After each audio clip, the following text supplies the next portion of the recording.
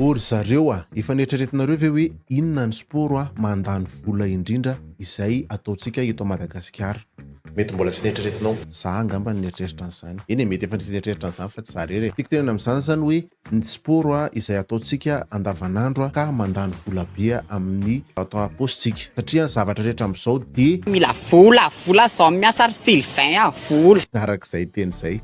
Nanao lista kely ato reto zany le titran'le rankantsika zany moa zany filazana azy ny ozy izy ny amerikanina fandaharantsika anazy ireo sport mandany vola indrindra eto Madagasikara ho ataontsika anatin'ny reto kazy reto daholo zany ireo sport izay hoteneniko anareo rehefa eo inona avy le izy ao ny hoe lafo loatra manao anazy e lafo zany azo iafiana antonony de mora indrindra. Le sport aloha zany izay sport atao de sport atao isanandro misy règle tsara zany anaovantsika anazy hoe tsy hoe manalazy kely indray mandeha isaky ny ray volana fa tena lifestyle mihitsy zany ilay resahantsika eto.